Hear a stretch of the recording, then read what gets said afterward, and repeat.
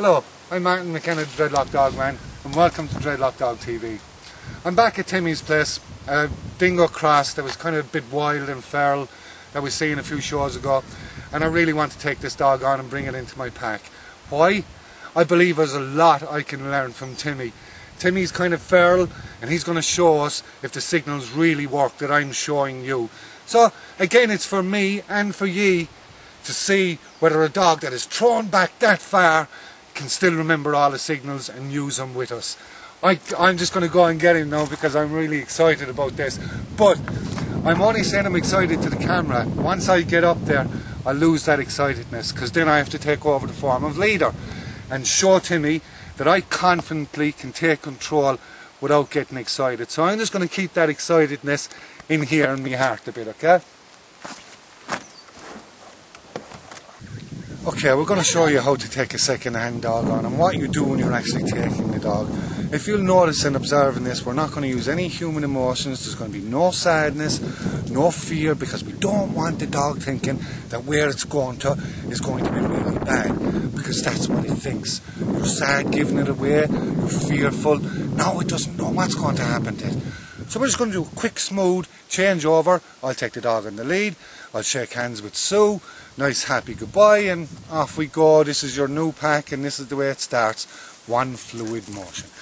So I'm going to go to Sue now and I'm going to just take the dog, shake hands with her and say thanks very much. Sue, thank you so much indeed. Thank you, Martin. This dog's got a bright future with me. Hey, I'm going to look after him really well. Listen, I'll walk on with him now because we just want him to know that we're going on a new journey. Good boy. Alright, come on. As you notice, he's a little bit scared. He's keeping his tail between his legs. That's okay, I don't really mind.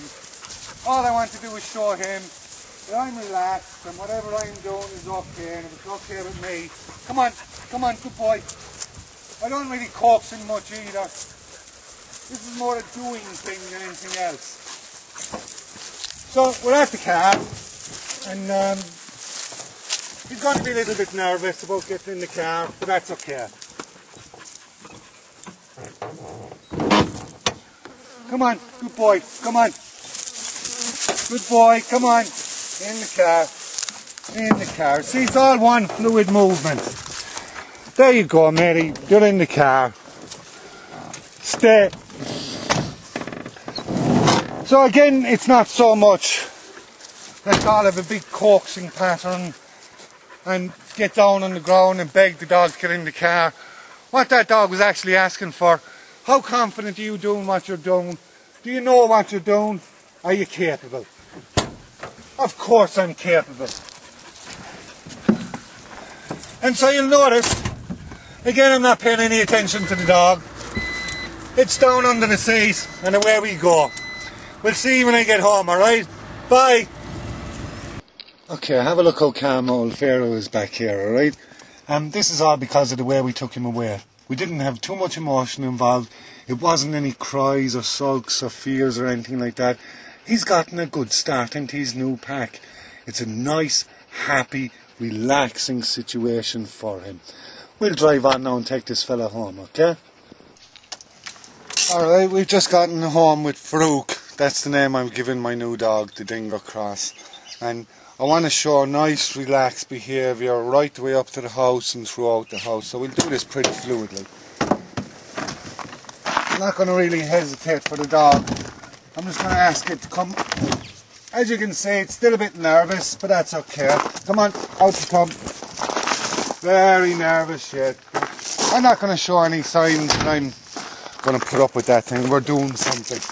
We're going to the house. I want the first impression to be the best thing possible. So there's no fear, there's no antics. Hi Mary. Come on. It's as if I've done this a million times before. No hassles. I'm walking in front, leash is behind. Stay Piglet. As you can see, my dogs are already on leashes. And if we look around here, there's some more dogs here who are on leashes. The main reason I'm doing this is I want to show Farouk that I'm in control. If all these dogs If all these dogs were off their leashes, especially this little girl who's only 4 months, they create havoc. This old dog here, it'd get so frightened and its first impression would be chaos. I want its first impression to be, this is a nice, relaxed, happy affair. There's nothing real much happening. We're not going to give him much attention. He does a little shake there because this is all brand new to him. If you'll notice underneath here, I've made a little cave for him. The reason I've done this is because he's half a dingo and he wants his little place to hide out. It helps him to be invisible to my children. Wait, as you can see, he wants to go there straight away. But we just have to ask him to wait until we're ready, because I don't want him thinking that when I come to him to put the leash on him, that everything's excitable and fearful, and it's not really. Now, if you want to go under there, you can go under there. And as you can see, straight away he's underneath there. And what he's just said to me there is, okay, this is my new home, you're my new pack. What I need to do is just sit under here for a while and observe everything. So if everybody doesn't look at me, and everybody doesn't pay attention to me all the time, I won't get this idea that I'm being asked things that I don't understand. So, we'll leave him there for a while and we'll wander away. Now, I wanted to show my other dogs. Stay. Good girl. I'll let them meet after when they go for a walk. Stay. What I'll do is, I'll give them each a bone. I'm going to bring out a bag of bones just now, and I'm going to give them all a bone. And the reason I'm going to do that is, it's going to take their minds off the new dog. The new dog might need the bone straight away, but that doesn't matter. It's still a relaxing thing there for him. So I'll go through my ritual. My ritual says my female here, Piglet, is first. And so again, 10 feet. This dog is watching this now, right? So it's going to learn as much by the way I act around Piglet, Paddy and Tilly as much as I do with him himself. So he's looking away, so I'm looking away. I'm not giving him anything right now. So I'll wander over to Paddy. Ignore Tilly. Same thing again, pretend to eat it. That's disgusting, you have that. And Tilly, sit Tilly. Pretend to eat it, drop, you have that. I walk away, I don't look at it again. And last but not least, our new dog Farouk. And so, and it's dropped down there. So what have I shown Farouk so far since he's come to our home? Well, I showed him when I went to pick him up that this was an okay affair, that Susie and I weren't going to be crying or overexcited or showing our emotions.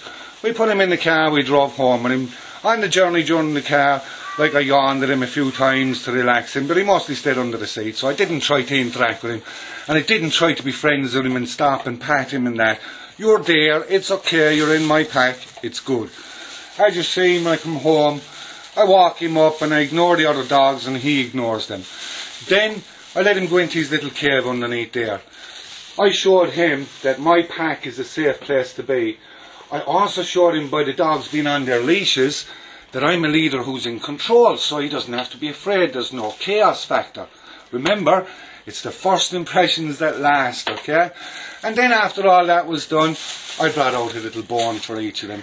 And as I'm sure you can hear and see, they're more interested in their bone than they are in Farouk. And Farouk is pretty happy for that, because he doesn't want them staring at him and trying to engage him. He has to sit back, observe for a while, see the way this pack operates. And like I just said, what's the best way he's going to do that? He's going to watch the way I interact with Piglet, Paddy and Tilly. He's not stupid. He's going to fall into line. So we're going to see Farouk. We'll see him come along over the weeks, and he's going to test me, and that's going to be okay, and I'm going to have to be sure that I'm on my game, because the game is really good because it's all fluid, okay? And by winning the challenges and preempting the challenges, what I'm doing is just lovely fluid movement, much like the way he walks. This nice fluid movement. We're a doing pack. We're not thinking, should I do this, should I do that? My dog will think I'm only doubting what I'm doing. I'm doing things. So for these guys, I think I'll just leave them alone for now, you know. There are more important things to do than dogs at times, such as my children.